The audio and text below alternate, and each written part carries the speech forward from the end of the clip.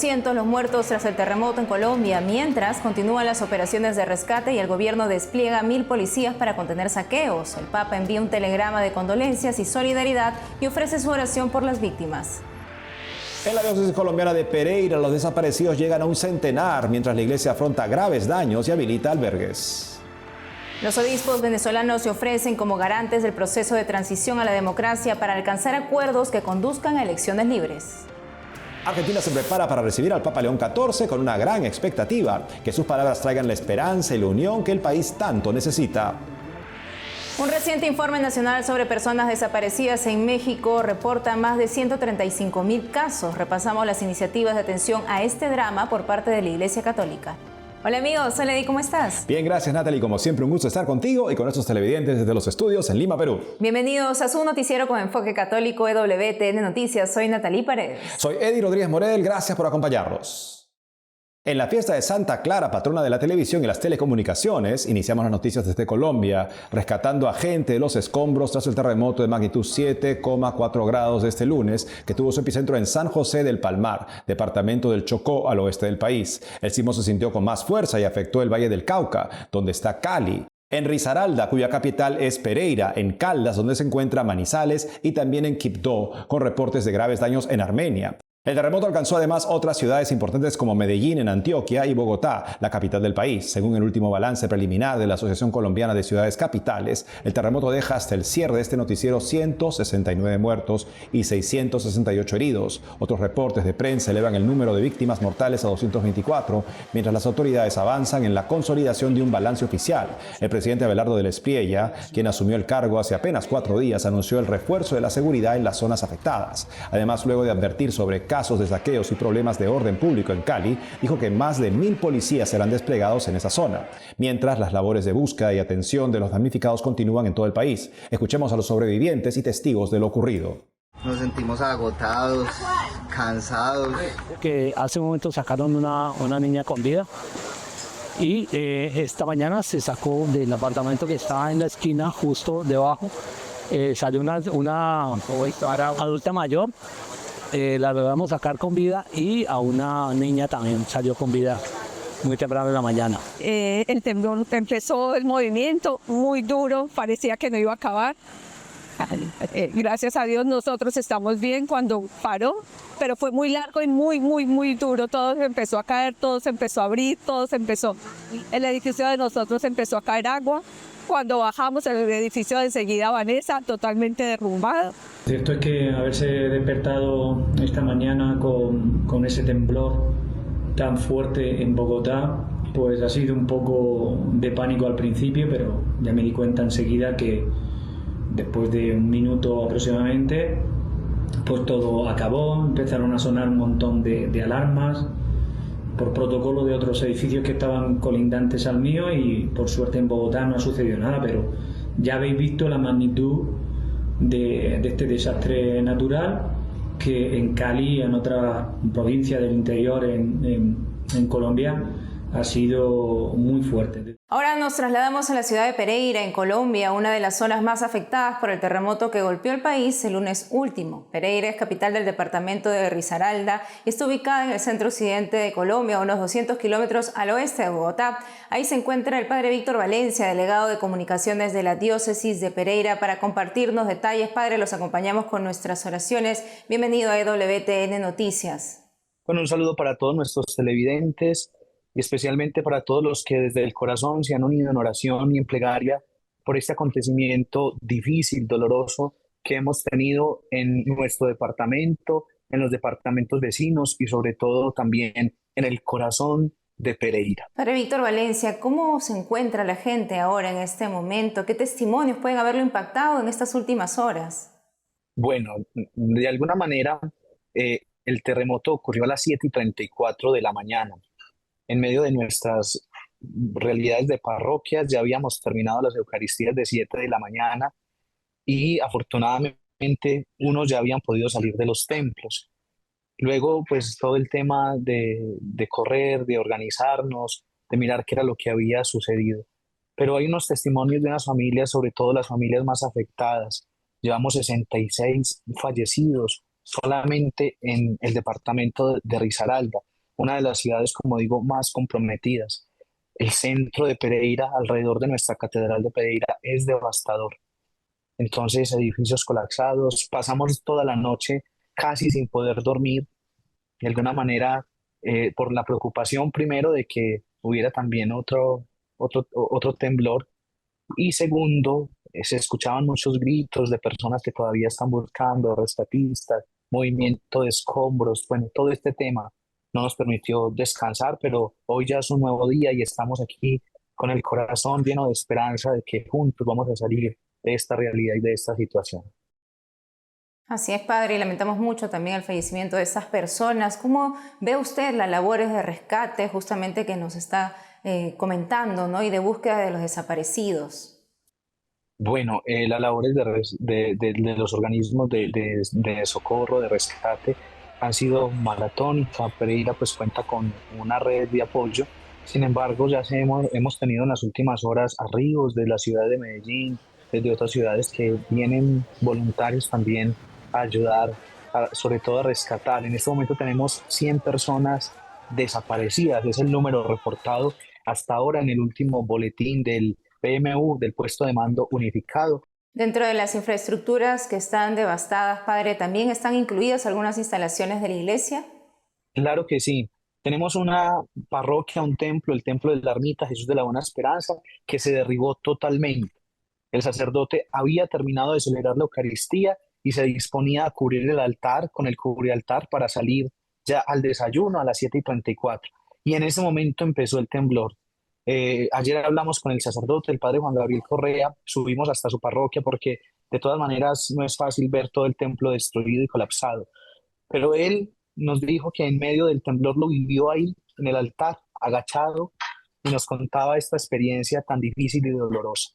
Ese fue uno de los templos que tuvo pérdida total. En la ciudad, alrededor de 5 templos averiados parcialmente, significativamente comprometidos. Y en el área rural, Pereira, la diócesis de Pereira es una diócesis también bastante rural, posee municipios de todo el departamento de Risaralda y 7 municipios de Caldas.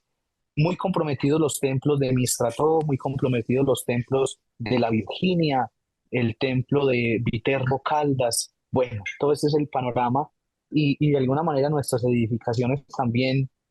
Tenemos el Seminario Mayor en la Badea, hubo que desalojar a todos los seminaristas, enviarlos a sus lugares de origen, algunos los que se podían movilizar en la tarde de ayer, y otros están confinados, están una casa de retiros que tenemos en el Parque Industrial. También nuestro obispo, Monseñor Nelson Haid Cardona, ha destinado este lugar, este espacio para las personas como un albergue, sobre todo para los enfermos. ¿Cuál es su mensaje, padre, a las familias que hoy sufren tras las consecuencias de este terremoto? Bueno, no podemos perder la esperanza. Hemos vivido acontecimientos en la historia bastante significativos. Nosotros somos jóvenes, pero nuestros mayores han vivido momentos históricos que de alguna manera les ha sacudido el corazón, el alma, la vida. Pero en este momento nuestro corazón tiene que llenarse de esperanza. Vamos a salir de esta situación convencidos de que Dios nos desampara, convencidos de que Dios está con nosotros. Nuestra fortaleza a todas las familias que han perdido a sus seres queridos. Así es, padre, los acompañamos con nuestras oraciones por las víctimas y por todo Colombia, por Pereira también, que Dios los bendiga. Padre Víctor Valencia, muchas gracias por la entrevista. A ustedes, que Dios los bendiga, un abrazo para todos en Latinoamérica, que el Señor siga derramando bendiciones en medio de la desolación, de la tristeza y del dolor, que el Señor nos renueve en su amor y también nos dé la fuerza para salir de esta situación y de esta realidad. En Venezuela, desde el pasado 6 de agosto vienen reuniéndose el gobierno interino de Delcy Rodríguez y un sector de la oposición en busca de una transición a la democracia. A un día de que las sesiones culminen, nuestro corresponsal en Caracas, Andrés Enríquez, nos cuenta cómo van quedando los acuerdos. Andrés, bienvenido. Descríbenos qué puntos están en la agenda y en base a ello, qué avances se conocen hasta ahora. Sí, bueno, hay que recordar que esta es una primera sesión de conversaciones de la mesa de diálogo que se acaba de instalar la semana pasada. Yo creo que más que hablar de avances sustantivos, se puede hablar de avances precisamente en la instalación de estas mesas y avances en la definición de la agenda que va a abarcar durante las próximas semanas, durante los próximos meses.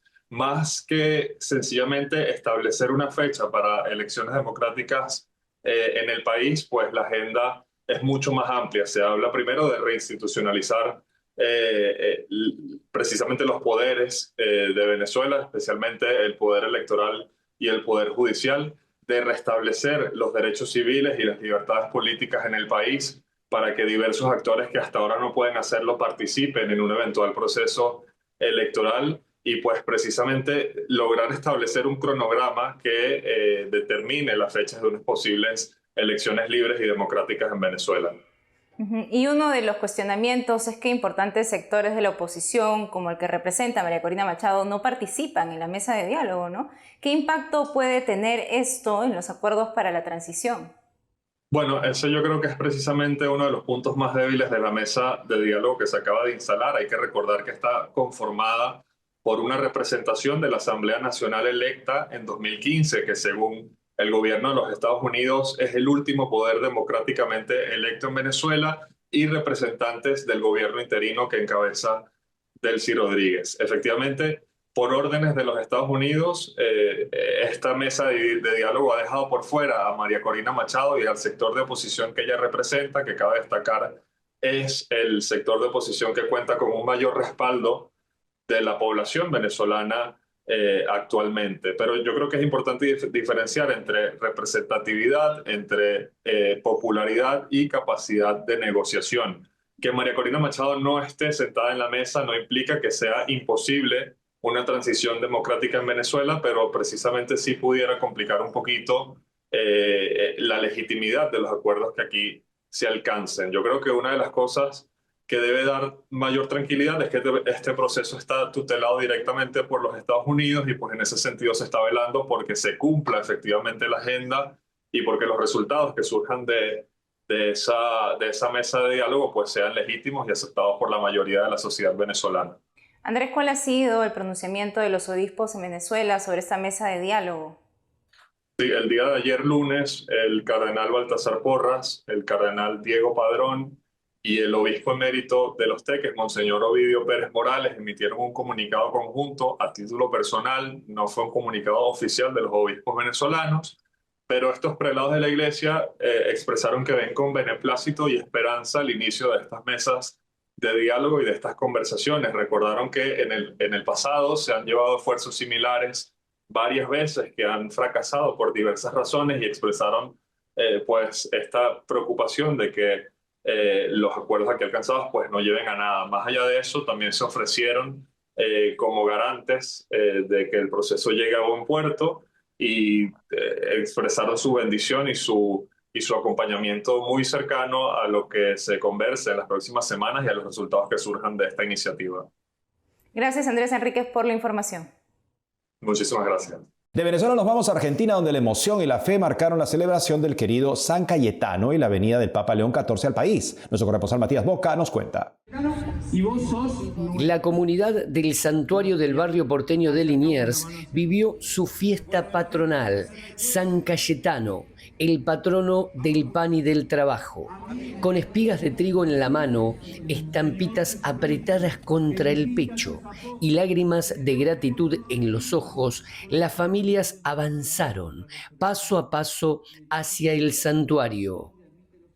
Sabemos que la piedad de la gente, lo que vos ves acá, es lo que vas a ver cuando venga León.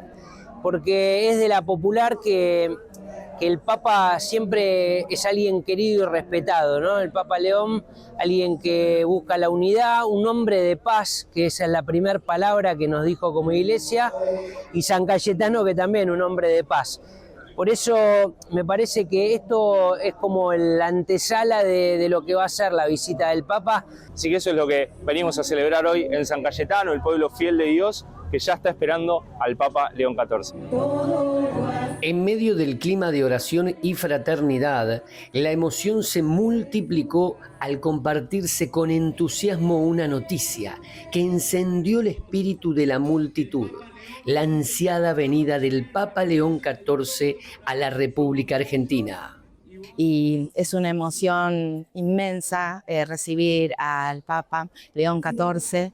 Justo hoy, 7 de agosto, vengo al santuario a reunirme con todos mis compañeros, con la gente. Realmente es una fiesta del pueblo. Espero y deseo que nos traiga esperanza, unión, unión en la Argentina, en nuestra patria, en nuestro pueblo, que todos nos volquemos a volver a mirar a Jesús como Él se entregó por nosotros, para volver a mirar a Jesús en nuestro corazón y en nuestra vida. Vamos, León, te esperamos, acá te esperamos, con San Cayetano te esperamos acá en nuestro pueblo. Yo hace 32 años que vengo y vengo a agradecer y a pedir por los demás, porque yo tengo, pero mi patria no termina en la puerta de mi casa. Hay mucha gente que lo necesita y por ellos venimos a pedir también. El arzobispo de Buenos Aires, Monseñor Jorge García Cuerva, presidió la Eucaristía y en su homilía destacó: hoy nos volvemos a reunir en este santuario de San Cayetano, al que sentimos como nuestra propia casa, como un hogar en el que podemos descansar la vida, las angustias, los anhelos, la impotencia, la esperanza y también los agradecimientos. San Cayetano vuelve a confirmarse como el abrazo eterno que sostiene el alma de todo un país. Su figura no es solo la de un patrono al que se le pide pan y trabajo, sino la del amigo humilde que escucha en silencio, une a las familias y devuelve la dignidad a través de la fe. En Buenos Aires, Matías Boca, EWTN Noticias. Hacemos una pausa y al volver, en la fiesta de Santa Clara de Asís compartimos la historia de esta mujer que por su fortaleza inspiró a innumerables personas, incluyendo al propio Papa León. Además, un reciente informe nacional sobre personas desaparecidas en México reporta más de 135.000 casos. Repasamos las iniciativas de atención a este drama por parte de la Iglesia Católica. Regresamos con más noticias con Enfoque Católico.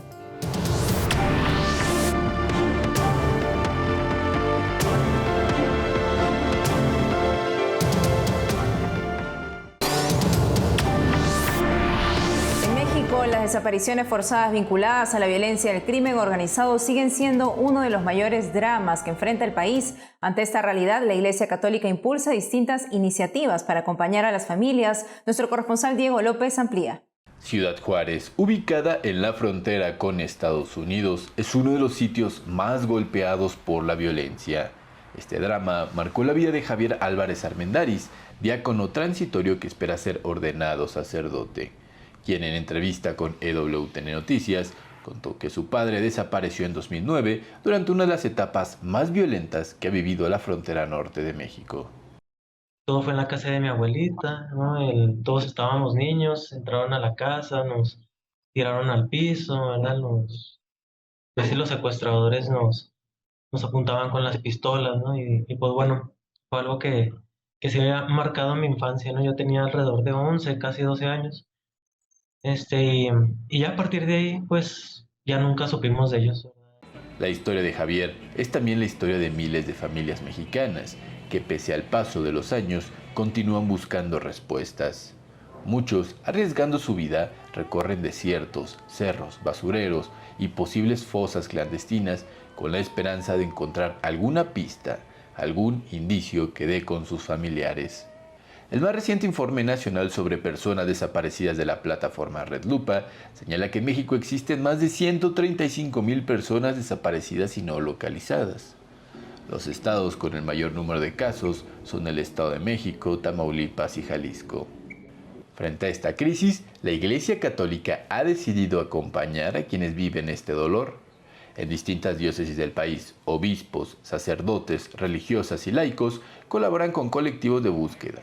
Celebran jornadas de oración, brindan atención espiritual y psicológica e impulsan iniciativas para exigir verdad y justicia, no con un afán de protagonismo, sino como una responsabilidad cristiana. Nosotros llevemos la bandera de decir, hey, aquí estamos, nosotros somos los primeros, no, sino nosotros somos parte de ese momento de encontrarnos con el que sufre, con el que necesita, con el que requiere de la presencia del Señor. Para la Iglesia, acompañar implica permanecer al lado de quienes continúan buscándolos y sostenerlos cuando la desesperanza parece vencer. Javier conoce ese sufrimiento desde niño. 17 años después de la desaparición de su padre, asegura que la fe ha sido un sostén de su familia y de muchas otras personas que siguen esperando. Si uno tiene su fe baja, ¿verdad? Si uno tiene su esperanza también perdida, ¿no? Acercarse a Dios, ¿verdad? Y así como uno sienta, ¿verdad? Expresárselo. Dios comprende los corazones, Dios sabe cuáles son nuestros procesos, Dios sabe cuáles son nuestras heridas. La Iglesia Católica invita a todos los cristianos a no ignorar este drama y también a ser cercano con personas que estén atravesando por el dolor y la incertidumbre de tener un familiar desaparecido. En Ciudad de México, para WTN Noticias, Diego López. Hoy la iglesia celebra la fiesta de Santa Clara de Asís. Así Prensa reporta la historia que en una Navidad Santa Clara estaba enferma y no podía salir de su cama para asistir a la misa. Sin embargo, milagrosamente Dios le dio una visión de la Eucaristía en su convento en tiempo real, algo parecido a una transmisión de televisión espiritual. Es por ello que la nombran patrona de la televisión y las telecomunicaciones. Aquí su historia. Es una historia que comienza hace más de 800 años, con un sencillo golpe a la puerta. En 1211, Francisco ya tenía a sus compañeros. El domingo de Ramos llegó una nueva compañera, Clara de Asís, llamando a la puerta, completamente dispuesta a responder con decisión a la llamada del Señor. A la voce del Signore. Santa Clara nació en 1194 en el seno de una familia adinerada de Asís. Su madre la educó en la fe, tenía una profunda devoción a la oración y rechazó el matrimonio. Y entonces un encuentro avivó la chispa de su fe hasta convertirla en un fuego ardiente. Chiara è una nobildonna, giovanissima. Clara era una joven noble que escuchó predicar a Francisco de Asís, probablemente en la plaza del pueblo, y se enamoró de Jesucristo, desnudo, pobre y crucificado. Entonces pidió a Francisco que la ayudara a ofrecer su vida a Dios. Io aiuto a Francesco di poter offrire la propria vita. Santa Clara se cortó el cabello como signo de su consagración a Dios, y Francisco la alojó en varios monasterios, pero ella anhelaba una vida más estricta de pobreza y sencillez, un anhelo que, según el Papa León, muestra no solo la heroicidad de las virtudes de Santa Clara, sino también la capacidad de la fe para renovarse siempre. La decisión de Clara fue aún más sorprendente. Una joven que quería ser como Francisco, que quería vivir siendo mujer, tan libre como aquellos hermanos. Esta es la energía del cristianismo, la energía de sus comienzos y de sus múltiples nuevos comienzos. Santa Clara llegaría a escribir una regla que gobernaría la vida de sus hermanas religiosas. Es la primera regla de la historia que se sabe fue escrita por una mujer. Establecía la pobreza absoluta, una vida de penitencia y oración, la clausura estricta y el trabajo manual. Nessun papa approvava questa regola perché Ningún papa aprobaba esta regla. ¿Por qué? Porque era demasiado estricta, demasiado exigente para las mujeres. ¿Y qué hace Clara? En lugar de suavizarla, pide un privilegio, el privilegio de la pobreza absoluta. Hasta que el 9 de agosto, el Papa viene personalmente aquí, a San Damián, a este lugar, y entrega a Clara la regla. Para ella, es la señal de que su misión se ha cumplido. Per lei il segno che la sua missione è compiuta. Corría el año 1253 y el Papa era Inocencio IV. 2 días después de su visita, Clara de Asís murió. Para entonces, la orden que había fundado ya se había extendido a distintos países de Europa. Hoy, su legado perdura a través de miles de hermanas clarisas en todo el mundo. Una de ellas fue la fundadora de EWTN, Madre Angélica. Las clarisas continúan su compromiso radical con la pobreza, la oración y la vida contemplativa en casi 900 monasterios repartidos en más de 70 países. Chiara aveva il desiderio profondo. Clara tenía un profundo deseo de una vida sencilla y esencial, porque en la vida, si no buscamos lo esencial, ¿qué es lo que buscamos? Todos experimentamos excesos. Hoy, Clara es una mujer que nos conduce precisamente a lo esencial, incluso en los bienes materiales. ¿Y qué es lo esencial? Que lo que tengo lo comparto, porque todo lo que no se da, se pierde. Perché tutto ciò che non viene donato va perduto. En Roma, Brian Schumacher y Javier Romero, EWTN Noticias. Eso es todo, amigos. Gracias por haber estado con nosotros. Recuerden seguirnos en nuestras redes sociales y en ewtnnoticias.com. Hasta mañana.